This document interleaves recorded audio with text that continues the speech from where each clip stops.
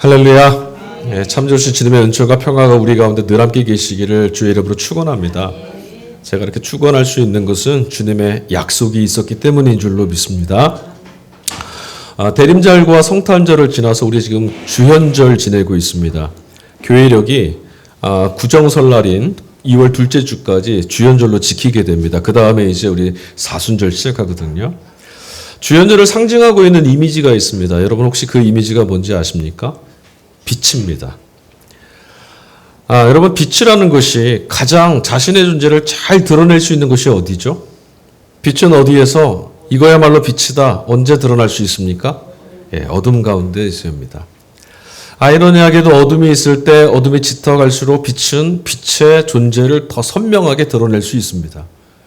아무리 작은 한 줌의 빛이라도 어둠이 짙어지면 더 짙어지면 찬란하게 밝게 보일 수 있습니다. 그러니까 얼마나 큰 빛이 필요하냐 그런 거 아니고요. 얼마나 밝은 빛이 있어야 되냐 그런 것 아니고요. 한 조각이라도 빛만 있다면 어둠이 내려앉아도 두려워하지 않아도 되는 겁니다. 오늘 우리가 살아가는 시대가 참 어둡죠. 그러나 여러분 이런 어두운 시대일수록 실망하고 낙심하지 마시고 과연 우리가 그리스도의 사람들로 하나님의 자녀로서의 정체성이 더 선명하게 드러나는 그런 때구나. 나는 지금 누구의 자녀인가 스스로 돌아보실 수 있기를 바랍니다. 문제가 있어요. 얼마나 큰 빛이냐가 중요한 것이 아니라 빛 한 잔만 있으면 된다고 했는데 문제가 뭐냐면 빛은 우리가 찾아낼 수 있는 것이 아니라는 겁니다. 빛은 우리를 찾아오는 겁니다. 우리가 찾아낼 수 있는 것 아니고 우리 안에 없습니다. 어둠이 있을 때 아무리 빛을 좀 들춰내 보려고 해도 우리 안에 없으니 우리가 어둠에 사로잡히게 되면 정말 낭패인 겁니다. 그래서 다 괜찮은 것 같아도 어둠이 내려앉았을 때 그때 판가름 납니다. 허둥지둥하고 있다면 내가 빛 가운데 있지 않았구나. 그러나 조바심 나지 않고 느긋하고 당당해지고 의연해질 수 있다면 내 길이 빛으로 비춰주고 있음을 보고 있구나. 내가 빛의 밝힘을 입고 있는 사람이구나 보셔도 괜찮습니다. 사사시대의 끝자락을 지나던 오늘 일독서 본문의 사무엘기가 사사시대 끝자락을 지나고 있던 그 시대의 이야기거든요. 그때 이 사무엘서를 기록했던 성서기자가 처해 있던 상황과 시대가 바로 어둠이 아주 짙게 내려앉았던 때입니다. 오늘 말씀을 이끌기 전에 사사기 17장 6절을 제가 읽어봤는데 이렇게 써 있어요. 그때 이스라엘의 왕이 없었으므로 사람들이 저마다 자기의 뜻에 맞는 대로 행하였다. 우리 많이 아시는 본문이에요. 이런 시대에 끝자락에 지금 사무엘서 우리 일독서 읽은 거거든요. 사람들이 모두 자기 뜻대로 했다라는 건 무슨 뜻일까요, 여러분? 오늘 아마 이 시대가 이런 말씀을 들으면 자기 자아를 실현했구나. 자존감이 굉장히 높은 사람이구나 이렇게 생각할지도 모르겠습니다. 그러나 성경이 하는 말은 그게 아니죠. 사람들 안에 마음을 붙잡을 만한 이 민족 안에 정신을 하나로 모을 수 있는 오롯한 정신으로 모을 수 있는 말씀이 사라졌구나. 그거 말하는 거거든요. 무엇을 어떻게 하고 어디로 가야 될지 사람들이 몽땅 길을 잃어버렸습니다. 모두 다 길을 잃어버려서 허둥지둥하는 시대입니다. 눈을 뜨고는 있지만 자기의 앞걸음조차 할 수 없고 내 앞에 한 걸음이 어디로 놓여 있는지도 전혀 분간할 수 없을 만큼 아주 짙은 어둠이 이스라엘을 뒤덮고 있던 때였습니다. 이런 답답한 시대, 도대체 어떻게 해야 되는지 아무도 모르는 이런 시대를 정말 어둠 가운데 있었구나 이것을 보여주는 단적으로 보여주는 인물이 하나 있습니다. 그게 오늘 본문에 등장하는 사람인데 다른 사람이 아니라 제사장 엘리였습니다. 여러분 엘리가 오늘 사무엘서 기자는 어떻게 시작하냐면 본문의 말씀을 엘리 제사장이 잠자리에 누워 있을 때라고 시작하거든요. 근데 그 바로 뒤에 뭐라고 썼냐면 그는 이미 눈이 어두워져서 볼 수 없었다. 이 말을 덧붙여요. 여러분 무릇 제사장은 뭐 하는 사람이죠? 제사장은 백성들이 하나님께로 나아가는 길을 잘 볼 수 있도록 시대 가운데서도 하나님께 나아가는 길이 이것이다라고 이 길을 똑바로 걸어가라고 제시해 줄 수 있는 사람입니다. 그거 도와줘야 되는 사람입니다. 그런데 그러려면 먼저 자기 자신이 하나님께로 나가는 길을 잘 볼 수 있어야 됩니다. 근데 이 제사장인 그가 지금 볼 수 없을 만큼 눈이 어두워졌답니다. 그러니 다른 사람은 더 말할 필요가 없겠죠.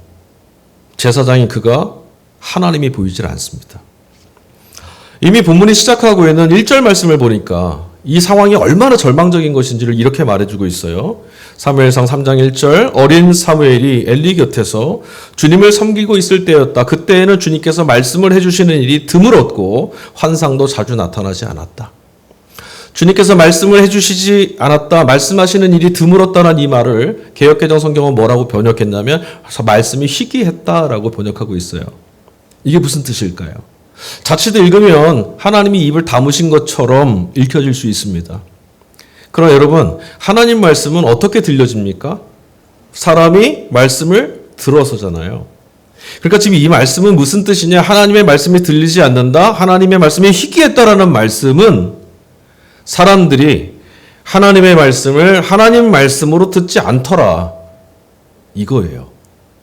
성경 읽지 않은 것도 아니고 설교 듣지 않은 것도 아닙니다. 하나님 말씀을 읽기는 읽는데 듣기는 듣는데 하나님 말씀으로 듣지를 않더라. 세상은요, 우리들에게 늘 무엇을 가리키냐면 자신의 뜻을 이루고 제 생각대로 사는 것, 이것을 자아실현 성공이라고 가르칩니다. 모두 다 내가 생각한 대로 살아가는 것, 그게 이루어지면 성공했다라고, 행복할 거라고 말합니다. 그래서인지 늘상 사람들은 자기 생각대로만 할 뿐 도무지 들으려고를 하지 않습니다. 전도가 요즘 잘 안 되죠. 당연한 겁니다. 들을 생각들을 안 하거든요. 그러고 보니까 속상한 게 있는데 세상 밖에 있는 사람들만 그런 것이 아니라 목사들도 교회도 똑같은 것 같아요. 모두 다 제 생각대로만 하는 것 같습니다. 여러분은 어떻습니까? 이렇게 해왔고 저렇게 해왔고 이렇게 하면 되고 저렇게 하면 된다라고 하는 식으로 일처리를 할 뿐 도무지 하나님께 들어야겠다라고 말하는 목소리가 안 들립니다. 제가 이런 말씀을 드리면 성경 많이 읽으라는 말씀인가 보다. 올해는 진짜 말씀대로 말씀과 한 몸대로 살아보자라고도 하셨고 필사 노트도 나눠주고 하는 거 보니까 성경 많이 읽으라고 하시는 건가 보다 생각하실 수 있는데 아닙니다. 하나님 말씀으로 듣지 않는다라는 것은 말씀을 많이 안 읽었다, 성경 많이 읽지 않았다라는 게 아니에요. 만약에 그런 말씀이라면 오늘 본문 속에 엘리 제사장에게 두 아들이 있었죠. 홈니와 비느하스라고. 그들은요, 제사장인 엘리로부터 이제 제사장직을 물려받아야 될 사람들이에요. 그죠? 세습받을 겁니다. 그러니까 제사장 후보들입니다. 아마도 그들은 아버지의 가르침을 따라서 양피지에 기록된 성경 읽고 있었을 겁니다. 많이 읽지 않았겠어요? 엘리는 또 어떻습니까? 심지어 그는 제사장이었습니다. 제사장이었다면 말씀 얼마나 많이 읽었겠습니까? 제가 이 설교 한 편을 하려면 설교 본부를 몇 번 읽는지 아세요? 말씀 많이 읽습니다. 설교도 많이 하고 설교 많이 듣습니다. 거룩한 하나님께로부터 듣는다라는 마음은 근데 없습니다. 가슴 떨리는 경외감이 없어져 버린 거죠. 성경을 가까이 하고 있는데 그렇게 많이 읽고 있는데도 지금 여기에서 주시는 하나님 말씀으로 듣는 법을 잃어버렸어요. 빛을 잃고 어둠 가운데 사로잡히게 되면 누구나 다 별 수 없습니다. 이게 지금 뭐라는 거예요? 어둠 가운데 있구나. 여러분들에게는 말씀을 펴서 읽을 때 설교를 들을 때마다 살아계신 하나님, 천지의 주제이신 하나님, 내 인생의 주인 되시는 하나님, 창조주이신 하나님의 말씀을 듣는 마음이 있기를 축복합니다. 하나님 말씀을 읽을 때, 하나님 말씀을 들을 때 하나님이 말씀하시는구나. 누구에게? 나에게. 이렇게 들을 수 있다면 복입니다. 이보다 큰 복은 없습니다, 여러분. 살만 나거든요. 사람들 마음이 어둠에 잠식당했다라는 말을 다르게 표현하면 저는 이런 말로 표현할 수 있을 것 같아요. 하나님을 잃어버렸구나. 하나님을 향한 기대, 소망, 신뢰, 믿음, 경외감, 기쁨 다 사라지고 타성과 습관에 떨어지고 만 것. 이거에 어둠에 잠식당했다는 증거입니다. 주님, 하나님, 부르기만 해도 가슴이 떨리시나요? 이렇게 되면요, 자연스럽게 하나님을 향하던 우리 시선도 땅으로 떨어집니다. 그분께 묻지 않고, 그분께 구하지 않고, 그분께 듣지 않게 됩니다. 그럼 어떻게 되느냐? 혼자서 좋아하고, 혼자서 계획하고, 혼자서 괴로워하고, 혼자서 절망하다가, 혼자서 망합니다. 이제는 하나님 말씀을 읽으면서도, 하나님께서 말을 걸어오시는데도, 나를 향해서 말씀하고 계시는데도 지금 알아차리는 사람이 하나도 없다라는 거예요. 그저 조상들의 이야기 속에, 유대 민족의 전설 속에 계시는 하나님, 적어도 지금은 한마디도 말씀하시지 못하는 침묵하시는 벙어리 하나님이 되고 말았다는 거죠. 그런 시대예요. 그러니까 따지고 보면 어떤 거죠? 하나님이 말씀하시지 않은 게 아니에요. 사람들이 하나님이 말씀하시지 못하게 했고 시대가 하나님을 침묵하게 만들고 있었다는 거죠. 듣기 싫다고. 하지만 모든 것이 끝났다 싶었던 이때, 이 절망스러운 시대, 제사장 엘리조차도 하나님 말씀을 드러내지 못했던 이 시대에 하나님 말씀을 하나님 말씀으로 드러낸 사람이 있습니다. 다름 아닌 어린 사무엘이었습니다. 이렇게 이게 도대체 어떻게 가능했을까요? 태어날 때부터 남다르게 태어났던 그였죠. 마침 본문도 뭐라고 말씀하고 있냐면 제사장 엘리가 처소에 누워 있을 때 사무엘은 성전에 있었다라고 거들고 나섭니다. 마치 철회한 것 같아요. 이쯤 되고 보면 우리는 이런 생각하게 됩니다. 역시 신앙에 최선을 다하고 성실하게 대해야 하는구나. 그렇게 하면 하나님이 말씀하시고 하나님의 말씀을 들을 수 있는 거구나. 나도 이런 조급한 마음이 일어날 수 있습니다. 그런데 정말 그럴까요, 여러분? 본문을 다시 한번 읽어보십시오. 사무엘이 하나님을 찾았다라는 말씀은 이곳에 기록되어 있지 않습니다. 그때에도 사무엘은 아직 하나님을 몰랐다. 하나님께 말씀 듣는 법을 몰랐다. 오히려 성서기자는 뭐라고 말하고 있냐면 우레같이 울리고 천둥처럼 외쳐지는 하나님 말씀을 도무지 듣지 못하는 사람들로 가득 찬 시대였다라고 말해요. 심지어 우리가 지금 읽은 것처럼 제사장도 하나님 말씀을 못 듣고 말씀을 읽고 말씀을 전하면서도 하나님을 보지 못하던 시대였습니다. 여러분은 이 상황이 어떻게 읽혀지십니까? 야, 사무엘 참 대단한 사람이다. 우리도 저런 사람이 되고 싶다. 이렇게 읽혀지십니까? 저는 좀 다르게 읽혀집니다. 이렇게 보이지 않으세요?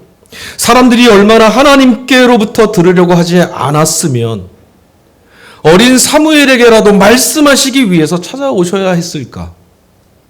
그렇게라도 하지 않으면 속이 터질 것 같아서, 그렇게라도 하지 아니하시면 이스라엘과 하나님과 이 관계가 끊어질지도 모를 것 같아서 애달팠던 것은 하나님밖에 없었어요. 그래서 여호와의 불은 꺼지지 않고 있었답니다. 저는 이 본문이 사무엘이 하나님의 말씀을 드러냈다라는 사건으로 도무지 읽을 수가 없습니다. 저는 이 본문을 읽을 때마다 말씀하시기 위해서 들으라고 찾아오신 하나님의 애달픔이 읽혀집니다. 하나님은 사람을 찾아오시는 분입니다. 우리는 오늘 이 본문에서도 하나님이 사람을 찾아내시는 분이라는 것을 보게 되었고, 오늘 삼독서 복음서 말씀에서도 예수님을 통해서 하나님은 사람을 찾아내시는 분이라는 걸 알게 됩니다. 복음서 말씀에 소개하고 있는 예수님이 어떤 분이셨습니까? 말씀을 여러분 기억해 보십시오. 예수님은 늘 사람을 찾아다녔습니다. 사사시대에 마치 오늘 구약 본문에서 하나님께서 어린 사무엘을 찾아내신 것처럼 세상이 모두 다 어둠 가운데 있어서 아무도 보지 못하고 아무도 듣지 못하는 그 침통한 시대에도 하나님이 한 사람을, 꺼지지 않는 불꽃 같은 한 사람을 찾아내셨던 것처럼 오늘 예수님이 또 사람들을 찾아오셨습니다. 베드로도 찾으셨고 빌립도 찾아오셨고 오늘 말씀엔 나다나엘이라고 하는 사람도 찾아내셨습니다. 모두들 예수님을 통해서 생명의 빛을 발견했던 사람들입니다. 여러분, 오늘 예수님을 발견하셔서 찾아오셨습니까? 아닙니다. 순서가 다릅니다. 하나님이 여러분들을 찾아내셔서 오늘 시대 가운데서 말씀 앞으로 불러내신 겁니다. 오늘 복음서 말씀 안에서 이 빛을 먼저 발견했던 사람은 빌립이었습니다. 그는 나를 따르라고 하셨던 예수님의 말씀을 듣고 그 말씀을 들었기에 아멘으로 응답했습니다. 그리고 그 다음 순서는 누구였냐면 그의 친구였던 나다나엘이었습니다. 빌립이 예수를 만났어요. 여러분, 예수님 만나면 어떻게 되겠어요? 여러분 마음이 어떻게 되시겠어요? 감흥이 없어요? 예수님을 직접 뵀는데 기쁨이 넘쳐 감당할 수 없겠죠? 빌립도 뛰어나갔습니다. 이 기쁜 소식을 가지고 복음을 들고 친구를 찾아 나섰습니다. 그런데 나다나엘이 이 말을 고지곳대로 듣질 않습니다. 왜 고지고대로 안 들었죠? 아무리 생각해봐도 나사렛 같은 이 촌동네에서 하나님이 보내신 메시아 같은 위대한 분이 나올 리가 없다라는 것. 뭡니까? 자기 자신이 가지고 있던 선입견이 주님을 만났는데 주님의 복음을 들었는데도 그 자신 안에서 일어나는 믿음이 세워지지 못하도록 가로막았어요. 무엇이요? 다른 사람이? 아니요. 자기 자신의 선입견이. 사실 그런데 따지고 보면 친구였던 빌립이 전한 이야기나 예수님의 말씀만을 듣고 곧장 주님은 메시아이십니다라고 응답하는 것도 현실성은 좀 없습니다. 왜냐하면 여러분 오늘 우리가 복음을 전해 들을 때 또 복음을 전할 때 그 말씀을 듣는다고 해서 모두가 아멘하는 건 아니잖아요. 우리가 같이 설교를 함께 나누고 말씀을 듣고 있음에도 오늘 다 같이 하나님의 말씀으로 들리고 울리는 사건이 일어나는 건 아니에요. 오히려 시대의 가르침이나 우리의 기준, 우리의 생각, 우리의 경험에 비추어서 본다면, 합리성의 기준에 비추어서 본다면 말씀은 미덥지가 않습니다. 그런데 일단 예수님을 만나고 난 이후의 사정은 완전히 달라집니다. 나다나엘이 예수님 앞에 섰을 때 알았어요. 내가 틀렸구나. 친구 빌립이 말이 옳았습니다. 이전까지는 몰랐는데 믿을 수 없었는데 지금은 그는 주님을 믿게 됐고 주님은 그 자신에게 있어서 너무나 특별한 분이 되었습니다. 그를 이렇게 변화로 이끌었던 말씀은 주님의 말씀은 48절 후반절에 나와 있는 이 말씀입니다. 빌립이 너를 부르기 전에 내가 무화과 나무의 아래에 있는 것을 내가 보았다. 이게 도대체 무슨 말씀이길래 나다나엘이 주님은 하나님의 아들이십니다. 위대한 왕이십니다. 고백했을까요? 이 말씀은 여러분 예수님께서 천리 밖을 내다보는 천리아를 갖고 계시다. 신통력을 갖고 계시다. 이거 말하는 거 아닙니다. 바벨론에 의해서 성전이 파괴된 이후에 유대 땅에 있었던 사람들이나 포로로 끌려갔던 사람들이나 유대인들은 더 이상 신앙생활을 할 수 없었어요. 왜냐하면 유대인들은 성전 중심의 신앙생활을 했습니다. 그런데 성전이 활파됐어요. 끌려갔어요. 성전이 없어요. 예배할 곳이 없습니다. 그래서 그들은 더 이상 신앙생활을 할 수가 없었어요. 그런데 구심점을 잃어버렸던 유대인들은 그때부터 무엇을 했냐면 그것이 어디이든 자신들이 어디에 있든 유대 땅 사마리아 땅에 버려져 있든 포로로 바벨론에 끌려갔든 어디에 있든 성인 남자 10명만 모이면 뭔가를 만들었습니다. 그게 회당입니다. 회당. 시나고그라고 하는 회당. 거기 모여서 뭐 했냐? 말씀을 강론하고 토론했습니다. 이전까지 성전 중심으로 흘러갔던 유대인들의 신앙이 말씀 위주의 신앙, 강단의 신학으로 변화된 거죠. 때로 회당에 이제 갑니다. 그럼 10명 정도 모여야 된다 했잖아요. 최소가 10명입니다. 근데 갔는데 사람들이 안 모였어요. 그럼 사람들이 어떻게 하느냐? 조용히 무화과 나무 아래 같은 곳에 조용한 곳을 찾아갑니다. 그곳에 서서 말씀을 묵상하는 거예요. 회당의 문화가 그렇답니다. 그러니 오늘 말씀해 보니까 나다나엘, 예수님이 그를 어디에서 보았다고 그랬죠? 무화과 나무 아래에 있는 걸 내가 너 봤다. 여기 오기 전에. 그 말씀은 나다나엘도 하나님 말씀을 깊이 묵상하고 있었던 사람이었다는 것을 알 수 있습니다. 도대체 무슨 말씀을 묵상하고 있었을까요? 여러분 말씀을 왜 묵상하십니까? 우리는 성탄 일주 말씀 속에서 복음서 말씀 안에 시므온이라는 사람을 만났었죠. 시므온은 뭘 기다렸던 사람입니까? 성전에서 하나님의 구원, 이스라엘을 향한 위로의 말씀을 갈망하며 기다렸던 사람이었고 그날 예수님을 만났죠. 여전히 나다나엘은 하나님을 향한 간절함 가득 담고 있던 사람입니다. 뭘 기다렸냐? 하나님의 위로, 하나님의 구원.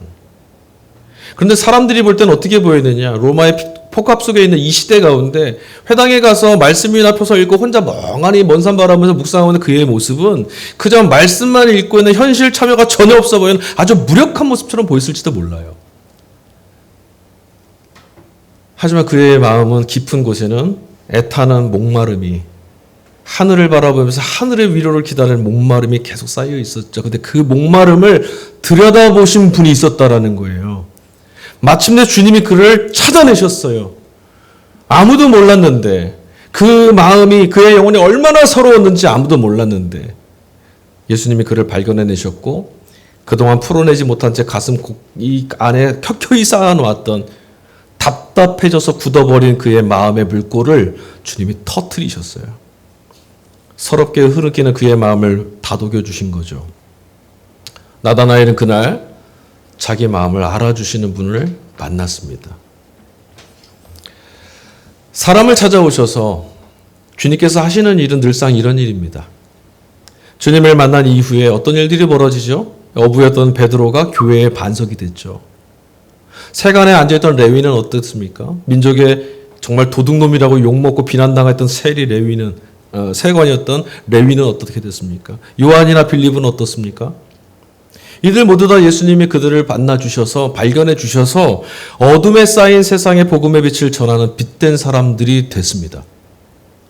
이전까지 예수님이 오시기 전까지 그들의 인생에 예수님이 찾아오시기 전까지 예수님이 그들을 발견하시기 이전까지는 그 누구도 베드로 안에 그런 가능성을 보아낸 사람이 없습니다. 어부였던 베드로 보면서 반석이 될 겁니다. 하나님 나라의 초생인 교회의 반석이 될 겁니다. 누가 봤겠어요? 아무도 그렇게 봐주는 사람 없어요, 여러분.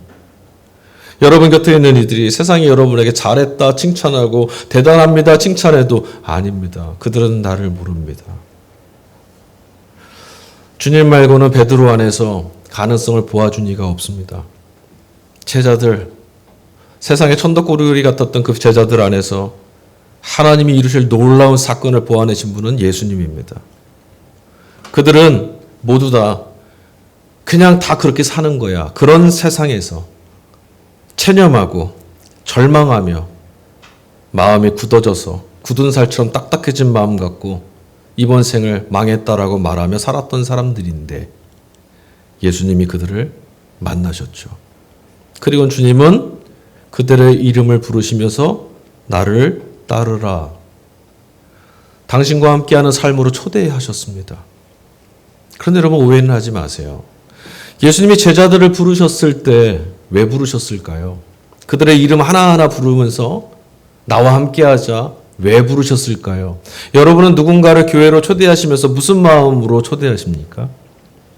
예수님은 제자들을 부르실 때 사람을 찾아가셔서 이런 일을 맡기려고 저런 일을 시키기 위해서가 목적이 아니었습니다. 심지어 하나님 나라의 일꾼으로 세우겠다라고는 목적도 예수님께는 최우선은 아니었습니다. 왜냐? 당신의 곁을 제자들에게 내어주실 때, 내 곁에 와서 나와 함께 하자고 당신의 곁을 내어주실 때 예수님은 그들을 베드로, 요한, 야고보, 빌립, 하다못해 유다까지 그들의 이름을 하나씩 부르시면서 불러주셨어요. 이름을 불렀다는 건 뭐죠? 하나님이 지으신 너. 하나님께서 지으셨던 베드로, 천하보다 귀한 요한, 하나님의 꿈이 너 안에 있는데, 너희 안에 하나님이 세우신 꿈이 있는데, 하나님의 나라가 너희의 심중에 뿌려졌는데, 예수님은 하나님이 빚으신 그들의 모습 안에서 하나님 자녀답게 살아갈 수 있도록 하나님 자녀로서의 삶으로 그들을 이끌어내셨어요. 그게 첫 번째 목적이었습니다. 주님은 사람들 안에 담겨있는 소중하고 아름다운 것들을 있는 그대로 보아내실 줄 아시는 분입니다. 왜냐하면 주님은 빛이시기에 어떤 어둠도 주님이 그 내면을, 그 사람의 심중을 들여다보는 걸 가로막을 수가 없습니다. 주님을 만난 사람들은 그래서 곧장 하나님의 사랑에 감동받지 않을 수가 없었던 겁니다. 아, 나를 이렇게 지으셨구나. 그 중에 한 사람이 누구냐면 사도 바울입니다. 오늘 서신서 말씀, 고린도전서 말씀인데 사도 바울도 주님의 부르심 때문에 인생의 위로를 받았고 어떻게 살아가야 될지 몰랐던 인생의 어두운 길 속에서 답을 찾았던 사람이죠. 예수님을 만난 이후에 세상을 바라보던 바울의 시선은 완전히 달라졌습니다. 오늘 말씀을 보니까 그걸 충분히 읽을 수 있어요. 6장 12절 보니까 바울이 이렇게 말합니다. 모든 것이 나에게는 허용되어 있습니다. 그러나 모든 것이 유익한 것은 아닙니다. 모든 것이 나에게 허용되어 있습니다. 여러분에게 모든 것이 유익합니까? 여러분의 삶의 모든 것이 여러분에게 허용되어 있습니까? 여러분은 그 모든 것들을 나에게 기꺼이 허용하는 것으로 받아들이고 사십니까?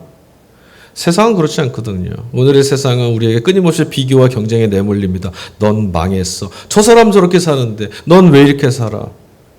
이건 망한 거야, 틀린 거야, 자꾸 내버리고 싶은데 바울이 뭐라 말하냐면 모든 것이 나에게 허용되어 있습니다. 모든 것이 다 유익한 건 아니지만 모든 것은 나에게 허용되어져 있습니다. 왜 그렇게 고백했죠? 예수를 만나고 보니 그런 것들이 중요한 게 아니더라.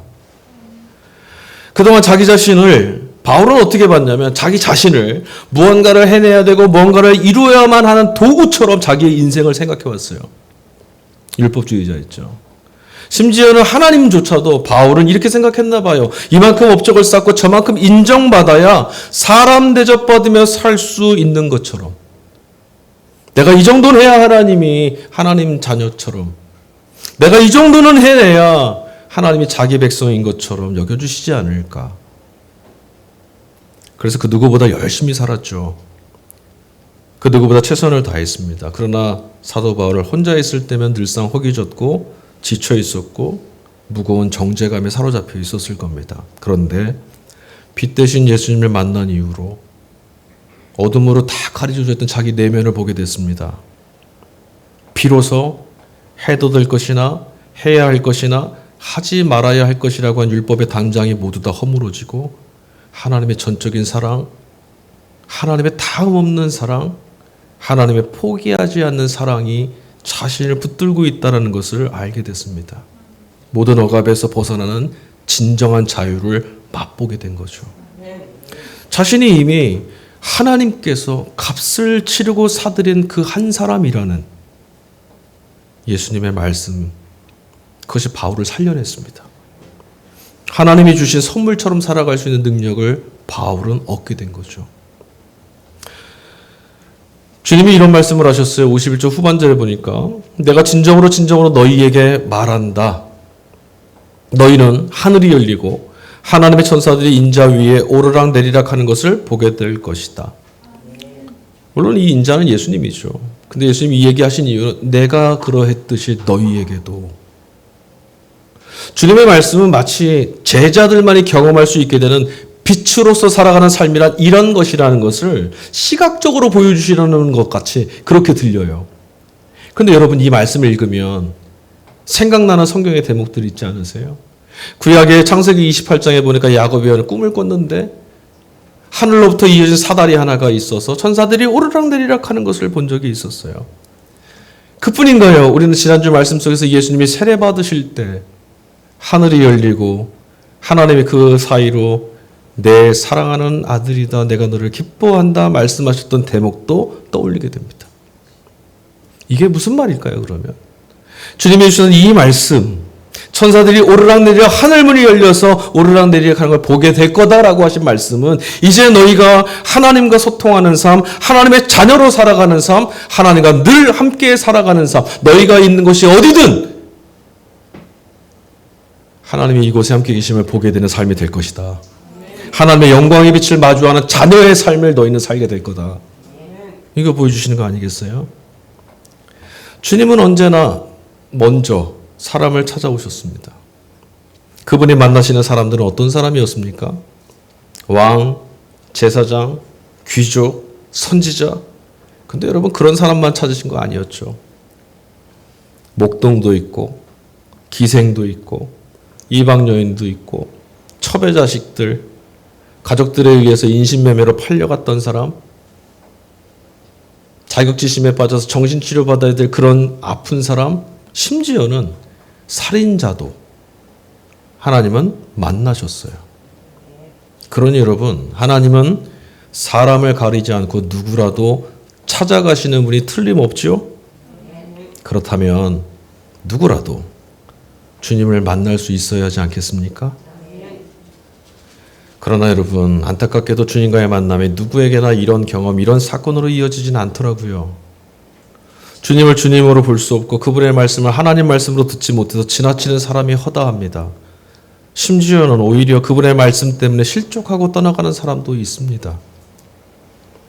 주님은 우리로 하여금 풍성한 생명을 내주시기 위해서, 누리게 하시기 위해 오셨다고 말씀하셨어요. 자기 양들에게 생명을 줄 때 풍성한 생명, 충만한 생명을 주시게 하려고. 그렇다면 여러분, 오늘 우리는 풍성한 생명을 누리고 있을까요? 지난 한 주간 우리는 하나님께서 주시는 풍성한 생명, 다함이 없는 생명, 죽음 앞에서도 고갈되지 않는 생명을 누리며 살았을까요? 주님 말씀에도 불구하고 실제로는 날마다 우리는 생명을 위협받으며 살아갑니다.